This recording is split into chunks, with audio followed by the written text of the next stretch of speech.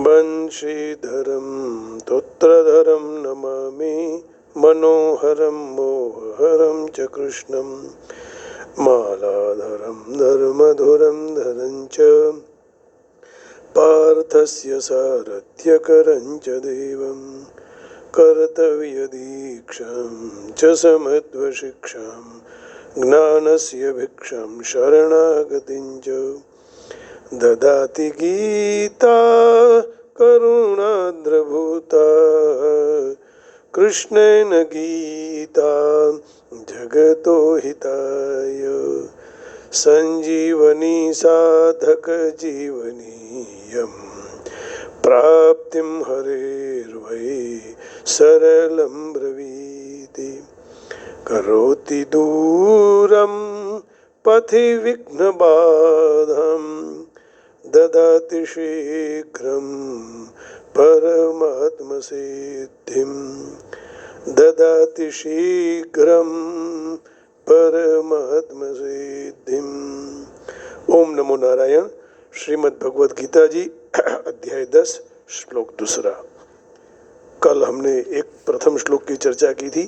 भगवान ने कहा कि श्री भगवान उवाच भूय एव महाबाहो शृणु मे परमं वचः यत्तेऽहं प्रीयमाणाय वक्ष्यामि हितकाम्यया। हे महाबाहो अर्जुन, मेरे परम वचन को फिर से तू सुन, क्योंकि मैं मुझ में अतिशय प्रेम भाव रखने वाले तेरे लिए अब हित की बात कहूँगा।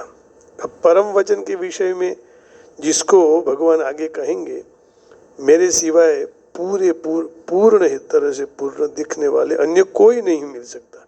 इसका कारण क्या है ना? પૂરેપૂરું મારા સિવાય બતાવનાર अन्य कोई नहीं મળી શકતો। भगवान ही सारा बता सकेंगे। तो क्योंकि हम तो अल्पज्ञ हैं, जीव अल्पज्ञ है और परमात्मा सर्वज्ञ है। विष्णु सहस्त्र में भी ये शब्द रखा है, सर्वज्ञ सर्वदा। तो सर्वज्ञ है भगवान, सब जानने वाले। परमात्मा से सब कुछ है, परमात्मा का है और परमात्मा ही सब कुछ है। ये तीनों बात बरोबर ठीक से ध्यान रखनी चाहिए। अब भगवान कहते हैं अग्रिम श्लोक में, न मे विदुः सुरगणाः प्रभवं न महर्षयः अहमादिर्हि देवानां महर्षीणां च सर्वशः। न मे विदुः सुरगणाः प्रभवं न महर्षयः अहमादिर्हि देवानां महर्षीणां च सर्वशः। मैं मेरे प्रभवम प्रकट होने न नहीं सुरगणा देवताओं विदुः जानते हैं। मेरा जो प्रकट होने का है वो देवताओं भी नहीं जानते, महर्षयः महर्षि भी नहीं, क्योंकि अहम मैं सर्वशः सर्व तरह से देवानां च महर्षिणां देवताओं और महर्षियों का मैं आदि कारण हूँ। ये विष्णु सहस्त्र में भी आया है, आदि प्रभवः, है ना। भगवान ही उत्पत्ति के कारण है, भगवान ही पालन के कारण है, पोषक के, और भगवान ही विसर्जन के कारण है। कार्य भी वही है, कारण भी वही है। अभिन्न निमित्तोपादान कारण परमात्मा है। वहाँ न कोई निमित्तोपादान कारण है, न कारण है न कार्य है, सब कुछ परमात्मा ही है। तो देवताओं के शरीर, बुद्धि, लोक, सामग्री सब दिव्य तो हैं, फिर भी वह मैं जो प्रकट होता हूँ वो नहीं जानते, क्योंकि मेरा जो विश्व रूप में प्रकट होना है, मत्स्य कच्छप अवतार के रूप में, वह सृष्टि में क्रिया और भाव विभूति रूप में प्रकट होना है। ऐसे मेरे प्रकट होने के उद्देश्य और लक्ष्य को और कारण देवता पूर्ण रूप से मुझे नहीं जानते हैं कि मैं इस तरह प्रकट होने वाला हूँ। मेरे प्रकट होने का उद्देश्य और लक्ष्य के कारणों को देवता लोग भी पूर्ण रूप से नहीं जानते हैं जो मेरा प्रकट होना है। इतना ही नहीं, उनको मेरे दर्शन भी बहुत कठिनता से प्राप्त होते हैं, इसलिए वे मेरे दर्शन के लिए नित्य आतुर रहते हैं। इसी अध्याय में 92वें श्लोक में भगवान कह रहे हैं, देवताओं को शायद सब कुछ मिल गया समझो, लेकिन भगवान नहीं मिलते हैं। और भगवान केवल कहाँ मिलते हैं? इसी ने 11वें अध्याय में, जहाँ भक्ति हो रही हो भगवान की, भगवान वहीं जाते हैं। कहा है ना, मद्भक्ता यत्र गायन्ति तत्र तिष्ठामि नारद, नाहं वसामि वैकुंठे योगिनां हृदयेऽपि च, मद्भक्ता यत्र गायन्ति तत्र तिष्ठामि नारद। अब भगवान कहते हैं, अर्जुन की कृतज्ञता का अनुमोदन करते हुए कहते हैं भगवान, श्री भगवान उवाच, सुदुर्दर्शमिदं रूपं दृष्टवानसि यन्मम, देवा अप्यस्य रूपस्य नित्यं दर्शनकांक्षिणः। ये मेरे जो चतुर्भुज तूने रूप देखा, उसके दर्शन बहुत दुर्लभ है। देवता भी इस रूप के दर्शन करने के लिए नित्य आतुर रहते हैं। सुदुर्दर्शमिदं रूपं दृष्टवानसि यन्मम, देवा अप्यस्य रूपस्य नित्यं दर्शनकांक्षिणः। सुदुर्दर्शमिदं रूपं दृष्टवान् असि यन्मम, देवा अप्यस्य रूपस्य नित्यं दर्शनकांक्षिणः। इस तरह महर्षियों और अनेक ऋचाओं और मंत्रों को, विद्याओं के विलक्षण विलक्षण शक्तियों को प्रकट किए हुए हैं महर्षियों ने, जो संसार से ऊंचे उठ गए हैं, जो दिव्य अनुभव से युक्त हैं, जिन्हों के लिए कुछ करने का है, जानना है, जिसको कुछ बाकी रह गया है प्राप्त होने का, ऐसे तत्वज्ञ जीवन मुक्त महर्षि लोग मेरे प्रकट होने का अर्थात मेरे अवतार और अनेक प्रकार की लीलाओं को, मेरे महत्व को ठीक तरह से नहीं जानते, पूर्ण तरह से नहीं जानते, थोड़ा बहुत। કંઈક જાણે છે પેલો ભોગી નરસૈયો, है ना, कोई नहीं जानता। सुखदेव કંઈક જાણે, સુખદેવ जी महाराज કંઈક જાણે, કંઈક નરસિંહ મહેતા જાણે છે। તો આંખ મારી ઉઘડે ત્યાં सीताराम देखूं, धन्य मारु जीवन कृपाए निलेखूं। यहाँ भगवान ने देवता और महर्षि इन दोनों को नाम लिया है। इससे ऐसा मालूम पड़ता है कि ऊंचे पद की दृष्टि से देवताओं के नाम और ज्ञान की दृष्टि से महर्षि का नाम लिया गया है। पद वाले कौन है? देवता, तो वो भी नहीं जानते हैं, ऊंचे पद वाले भी नहीं जानते हैं और बड़े ज्ञानी भी नहीं जानते हैं। इन दोनों का प्रकट होने के न जानने का कारण मैं देवता और महर्षियों सर्व का मैं आदि हूँ, मैं ही पहले हूँ ना। अहमादिर्हि देवानां महर्षीणां च सर्वशः, न मे विदुःसुरगणाः प्रभवं न महर्षयः। अहमादिर्हि देवानां महर्षीणां च सर्वशः। उनमें जो कोई बुद्धि, शक्ति, सामर्थ्य, पद, प्रभाव, महत्ता, ये वे सब उन्होंने मेरे पास से मुझसे प्राप्त किए हुए हैं। इसलिए मुझसे प्राप्त किए हुए प्रभाव, शक्ति, सामर्थ्य आदि, तो फिर मुझे वो संपूर्ण तरह से कैसे जान सकते हैं? मैंने ही उनको प्रभाव, शक्ति, ज्ञान, मार्ग, सामर्थ्य सब दिया है। जिस तरह बालक जो माता से पैदा हुआ है, वह माता के लग्न माने उस समय उसकी उपस्थिति नहीं होती है,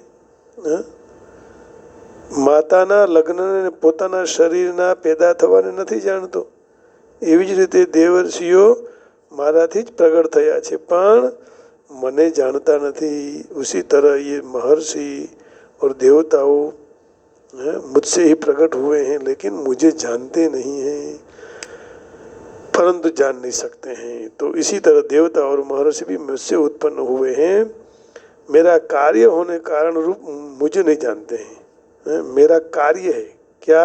देवताओं को उत्पन्न, कारण रूप कौन है? भगवान, और मुझ में लीन हो सकते हैं। तात्पर्य यह हुआ कि देवता और महर्षि भगवान के आदि के, भगवान का जो आदि स्वरूप है और अंत को, वर्तमान की इयत्ता को, सीमा को, अर्थात भगवान ऐसे हैं, इतना अवतार लेंगे, ये नहीं जान सकते हैं। इदम इत्थम नहीं कह सकते हैं, क्योंकि देवता और महर्षियों का प्रकट होने पहले भगवान जैसे थे वैसे ही थे, उनमें लीन होते हुए भी भगवान जैसे हैं वैसे ही रहेंगे। इसलिए जिनके शरीरों का आदि और अंत होता है, ऐसे देवता और महर्षि अनादि अनंत अर्थात असीम परमात्मा को अपनी सीमित बुद्धि, योग्यता, सामर्थ्य आदि द्वारा कैसे जान सकते हैं? क्योंकि भगवान तो असीम है ना, इसलिए हम कंकोत्री में भी लिखते हैं इन्विटेशन में कि हम भगवान की असीम कृपा से, तो ये नहीं हो सकता। अपनी बुद्धि में वो बात नहीं आ सकती, वो बुद्धि भगवान ने दी है। इसी अध्याय के 14वें श्लोक में अर्जुन ने भगवान को कहा, आपने देवता और दानवों, आपको देवता और दानव नहीं जानते हैं, क्योंकि देवताओं के पास भोग सामग्री की और दानवों के पास माया शक्ति की अधिकता है। तात्पर्य ये हुआ कि भोग में जो रचे पूजे रहने से देवताओं को और भगवान को जानने के लिए समय ही नहीं मिलता है। देवता भोग भोगते रहते हैं और दानव माया की शक्ति में पड़े रहते हैं। तो माया शक्ति से छड़ कपट करने से दानव भगवान को जान नहीं सकते हैं, वो भोग में फंस जाते हैं। और 7वें अध्याय के 3रे श्लोक में भगवान ने कहा, मनुष्याणाम सहस्रेषु कश्चित् यतति सिद्धये यततामपि सिद्धानाम कश्चिन् मम वेत्ति तत्वतः। इन पदों से बात कही थी। वे यह नमे विदुः पदों से कहते हैं। वे भगवान को क्यों नहीं जानते? इसका कारण बताते हैं कि मैं सब तरह से देवता और मनुष्यों का आदि हूँ, अंत भी मैं ही हूँ। अहम आदिर्हि देवानां महर्षीणां च सर्वशः न मे विदुस्वरगणाः प्रभावं न महर्षयः। तो मैं देवी देवताओं महर्षि आदि का आदि हूँ। 7वें अध्याय के 26वें श्लोक में भगवान ने कहा, भूत भविष्य और वर्तमान सारे प्राणियों को मैं जानता हूँ, परंतु मुझे कोई नहीं जानते हैं। 7वें अध्याय के 26वें श्लोक में भगवान कह रहे हैं।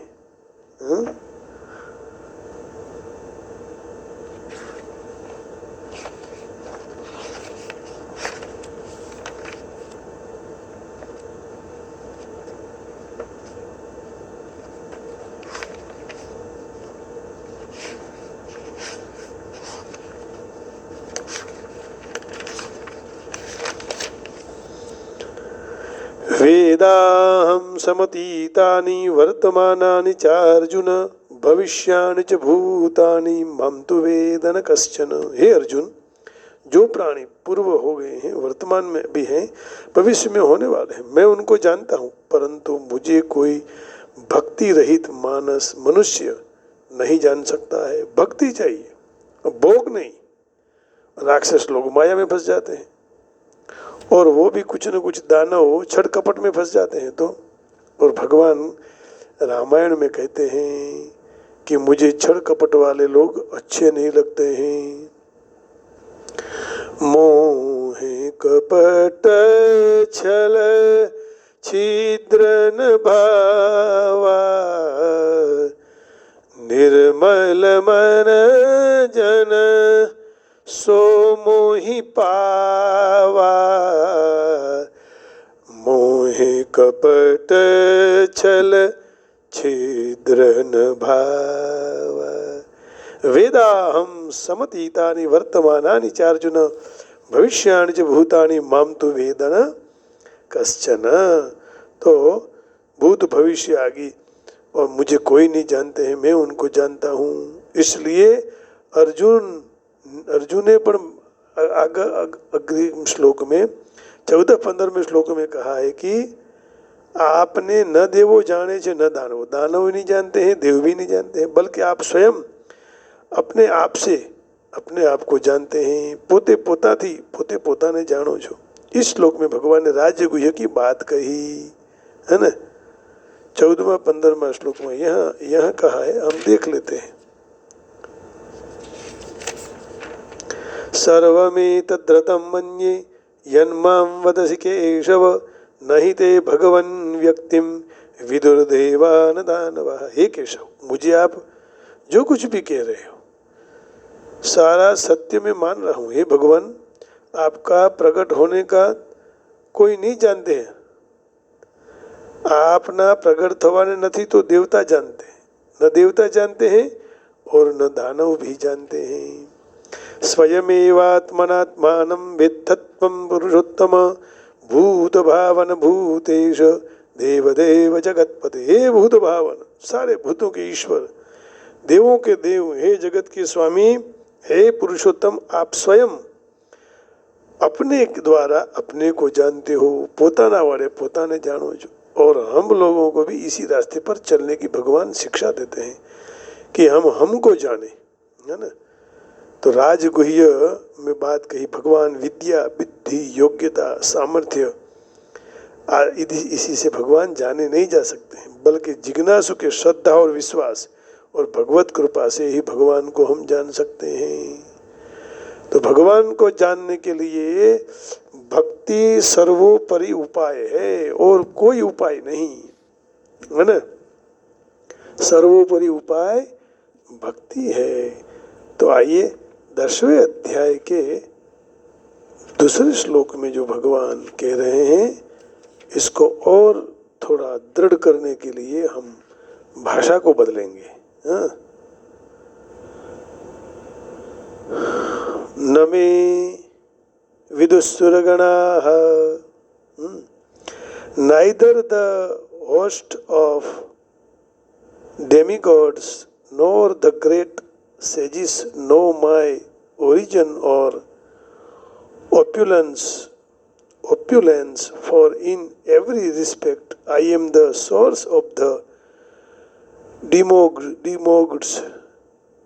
demigods and sages. न मे विदुः सुरगणाः अहमादिरिहि देवानां। मैं ही आगे पीछे का सब मैं ही करने वाला हूँ, लेकिन वो मैं प्रकट होने वाला हूँ वो नहीं जानते हैं, है ना। यो माम जमनादिंच न मे विदुस्सुरगणाः प्रभवं न महर्षयः अहमादिरिहि देवानां महर्षीणां च सर्वशः। तो भगवान ने यह कहा, न मे विदुस्सुरगणाः प्रभवं न महर्षयः अहमादिरिहि देवानां महर्षीणां च सर्वशः। सेज संत लोग भी नहीं जान सकते हैं, न तो महर्षि। तो इसका कारण क्या है? तो देवता लोग भोग में है, दानव कपट में पड़े हैं। और महर्षि क्यों नहीं जानते हैं? क्योंकि महर्षि को शक्ति मैंने दी है। तो मेरी शक्ति वाले जो सीमित शक्ति वाले हैं, भगवान असीमित है। तो neither the host of demigods nor the great sages know my origin or opulence, for in very respect I am the source of the demigods and sages. तो ये बात कहने का अर्थ ये है कि भगवान को जानने के लिए कहा कि भक्तिमय जीवन बना दो। ब्रह्म संहिता में कहा है कि भगवान कृष्ण ही परमेश्वर है, उनसे कोई महान नहीं है। सर्व आदि के कारण वही का आदि है। अहमेवा समेवाग्रे नान्यत् यत् सदसत् परम। श्रीमद् भागवत जी, यहाँ स्वयं भगवान ने कहा है कि जो सर्वदेव ऋषियों के कारण रूप हैं, तो कार्य जो नहीं जानते हैं कारण इस भगवान है। तो वे देव और महान ऋषि भी कृष्ण भगवान को समझ नहीं सकते। वे जब भगवान के नाम को व्यक्तित्व को समझ नहीं सकते हैं तो फिर शूद्र ग्रह के कहबाते विद्वान विषय तो क्या कह सकते हैं? हाँ? यदि महर्षि लोग नहीं जान सकते हैं भगवान के व्यक्तित्व को और नाम को, परमेश्वर क्यों मनुष्य रूप में पृथ्वी पर आते हैं, क्यों ऐसी अद्भुत असामान्य लीला करते हैं, ये कोई नहीं जानता है। इसलिए मनुष्य को जानना चाहिए कि कृष्ण को जानने के लिए विद्वत्ता की योग्यता जरूरत नहीं है। लेकिन इसका अर्थ ये नहीं कि विद्वत्ता का अपमान हो, विद्वान को सम्मान देना चाहिए, क्योंकि वही विद्वान आपको भगवत दर्शन तक ले जाएंगे, भगवत चिंतन तक ले जाएंगे। इसका अर्थ ये आपको एक भजन आ गया, गाने लग गए और आप महान बन गए, आपको महाभारत की, श्री राम चरितमानस की, गीता जी की एक बात तैयार हो गई और आप खुद कहने लगे कि मैं तो सब जानती हूँ, मैं जानता हूँ, ये भी गलत है। कभी भी ऐसा मत कीजिए। बड़े बड़े देवता महर्षि भी मानसिक चिंतन द्वारा कृष्ण को जानने का प्रयत्न किए हैं, लेकिन सफल नहीं होते हैं। श्रीमद् भागवत में स्पष्ट कहा है कि महान देव भी पूर्ण पुरुषोत्तम परमात्मा को समझने के लिए शक्तिमान नहीं है, क्योंकि उनमें अपूर्ण इंद्रियों की मर्यादा है, वहां तक ही कर सकते हैं, पूर्ण नहीं कर सकते। इसलिए निर्विशेषवाद विपरीत निष्कर्ष पर आ सकते हैं, जो भौतिक प्रकृति के 3 गुणों द्वारा प्रकट नहीं होता है। ऐसे मानसिक तर्क वितर्क द्वारा किसी और बात की कल्पना करते हैं, परंतु ऐसे मूर्खता के साथ तर्क द्वारा कृष्ण को समझने का शक्यता नहीं है। यहाँ भगवान परोक्ष रीति से कह रहे हैं कि जो कोई भी परम सत्य को जानने के लिए इच्छले हैं वो जान लो। भगवान कहते हैं यहाँ मैं पूर्ण पुरुषोत्तम परमेश्वर रूप में उपस्थित हूँ, मैं ही परम हूँ। मनुष्य ये समझ लेना चाहिए, क्योंकि मनुष्य अचिंत्य भगवान के साक्षात स्वरूप को जानने में समर्थ नहीं है, फिर भी भगवान का अस्तित्व तो है ही।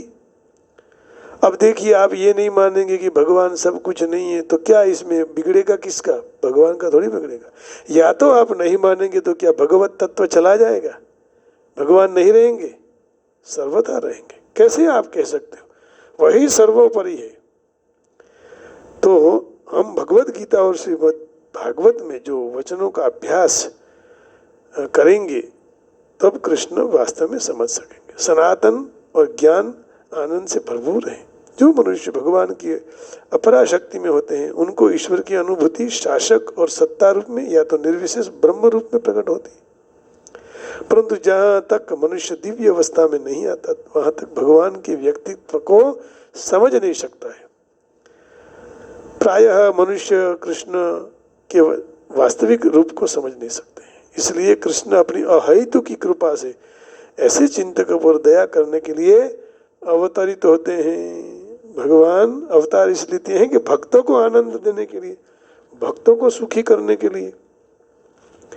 परंतु भगवान के अद्भुत लीला कार्य होने के बावजूद भी ये चिंतक भौतिक शक्ति माया के दूषण के कारण निर्विशेष ब्रह्म को ही सर्वोपरि मानते हैं। वे भगवत कृपा के कारण ये समझ सकेंगे कृष्ण सर्वोपरि है। भगवत कृपा होगी तब ही। भगवत भक्त निर्विशेष ब्रह्म की परवाह नहीं करते। वे अपनी श्रद्धा और भक्ति के कारण ही परमेश्वर का शरण लेते हैं। कृष्ण की निष्कारण कृपा ही वे कृपा से ही कृष्ण को जान सकते हैं। अन्य कोई भगवान को नहीं जान सकेगा। आत्मा क्या है, परमात्मा क्या है, इस बात में महान ऋषि भी स्वीकार करते हैं कि यही भगवान ही है जिसको हम भजते हैं। वही भगवान है, वही सब कुछ करने वाला है। वो एक भजन है ना, तारने वाला है भगवान, बचाने वाला है भगवान। कोई पिक्चर का गीत है लेकिन भाव बहुत बढ़िया है। अब देखो, नवों वर्ष तो कहवास है। आप समझो कि आज हमारा मन भक्ति में लग गया तो हमारे लिए वो नए साल की शुरुआत। आज हम मंदिर जाने लगे तो समझो हमारे नए साल की शुरुआत। आज हम सत्कर्म करने की शुरुआत कर दे तो समझ लो कि हमारे नए साल की शुरुआत। आज हम उत्सव मनाने लग गए तो समझ लो हमारे लिए नए साल की शुरुआत। आज हम किसी को मदद करने चले गए, किसी को हेल्प की तो समझ लो कि नए साल की शुरुआत। नवा वर्ष में નથી નવું કાંઈ, બધું પુરાણું ભાસે છે, એ જ સ્વાર્થને એ જ ભોગમાં નવું નવું શું લાગે છે। હે ને? નવા વર્ષમાં નથી નવું કંઈ, બધું પુરાણું ભાસે છે, એ જ સ્વાર્થને એ જ ભોગમાં નવું નવું શું લાગે છે। એ જ દિવસ ને એ જ રાત છે, સૂર્ય ઉગે છે એનો એ જ જનો એ જગ જંજાળ, નવું વર્ષ હું માનું છે। કાળ ગણિતમાં નવું જૂનું ના, બધું એક અદ્વૈત દિશે, ગતિહીન જીવન પ્રવાહમાં નવું વળી શું કહેવાશે। નવા વર્ષના નવા નિશ્ચયો, નવા નિર્ણયો લેવાશે, નવું ધ્યેય લઈ આગળ ધપશો, નવું વર્ષ તો કહેવાશે। નવા પ્રાણ પૂરાય જીવનમાં, નવો વેગ જીવન પામે, નવા ઉમંગો ઉઠે હૃદય, નવું વર્ષ તો કહેવાશે। નવું વર્ષ કંઈ નથી સમયમાં, નવું જૂનું મુજ મનમાં છે, નવ યુવાન થઈ રહું સદા હું, નવું વર્ષ તો કહેવાશે। બાલિશતા ગઈ બાલ્યકાળની, વૃદ્ધ નિરાશા ન સ્પર્શે, ચિંતાહીન બને જીવન જો, નવું વર્ષ તો કહેવાશે। ચિંતા છોડી દો, નવો દિવસ નવો દિશે આવેશ જીવનમાં, નવું જગત આ લાગે છે, ખરો ભક્ત તો નવા વર્ષમાં જીવનને નવ માંગે છે, નવ જીવનને માંગે છે। નવું જીવન એટલે શું? સારા માર્ગે જવું, સારા વિચારો કરવા, સત્કર્મ કરવું, એને નવું જીવન કહેવાય। તો નવા જીવનમાં નવું કંઈક પ્રારંભ થશે, અને એ પ્રારંભ ભક્તિ વિના થઈ શકતું નથી, સંતોના સંગ વિના થઈ શકતું નથી, સંતોની કૃપા વિના થઈ શકતું નથી, અને સંત દર્શન વિના થઈ શકતું નથી। इसलिए भगवान शरणे जेवा सिवाय कोई उपाय नहीं। जैसे गजेंद्र भगवान के पास गया और भगवान को शरण में चला गया, भगवान का शरण मांगा। गीता जी में अभी आता है कि शरण स्वीकार कर लो, तमेव शरणम गच्छ सर्वभावेन भारत, तत्प्रसादात् पराम शांतिम सुखम प्राप्स्यसि शाश्वतम। शरणागत दीनार्थ परित्राण परायण, जो सरेंडर हो गया एक बार, फिर बात खत्म। जैसे गजेंद्र भी शरण हो गया। हे गोविंद हे गोपाल, अब तो जीवन हारे। हे गोविंद राखो शरण, अब तो जीवन हारे। हे गोविंद हे गोपाल, अब तो जीवन हारे। नीर पवन हेतु गयो, सिंधु के किनारे। नीर पीवन हेतु गयो, सिंधु के किनारे। सिंधु बीच बसत ग्रह, चरण लई पछारे। हे गोविंद हे गोपाल, अब तो जीवन हारे। चार प्रहर युद्ध भयो, लई गयो मझधारे। नाक कान डूबन लागे, कृष्ण को पुकारे। हे गोविंद हे गोपाल, अब तो जीवन हारे। द्वारिका में शब्द गयो, शोर भयो भारे, शंख चक्र गदा पद्म गरुड़ लई सिधारे। हे गोविंद हे गोपाल, अब तो जीवन हारे। सूर कहे श्याम सुनो, शरण है तिहारे। अब की बार पार करो, नंद के दुलारे। अब की बार इस जीवन में, अब की बार पार करो, नंद के दुलारे। हे गोविंद हे गोपाल, अब तो जीवन हारे।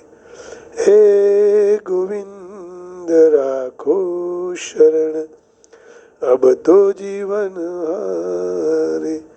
हे गोविंद हे गोपाल, हे गोविंद हे गोपाल। बाल मुकुंदा जय नंद लाला, कृष्ण कन्हैया जय गोपाल। बाल मुकुंदा जय नंद लाला, कृष्ण कन्हैया जय गोपाल। कृष्ण कन्हैया जय गोपाल, कृष्ण कन्हैया जय गोपाल। कृष्ण कन्हैया जय गोपाल, कृष्ण कन्हैया जय गोपाल। बाल मुकुंदा जय नंद लाला, कृष्ण कन्हैया जय गोपाला। गोपाला गोपाला, देवकी नंदन गोपाला। गोपाला गोपाला, देवकी नंदन गोपाला। नंदलाला नंदलाला, यशोमती नंदन नंदलाला। नंदलाला नंदलाला, यशोमती नंदन नंदलाला। नंदलाला नंदलाला, यशोमती नंदन नंदलाला। गोपाला गोपाला, देवकी नंदन गोपाला। गोपाला गोपाला, देवकी नंदन गोपाला।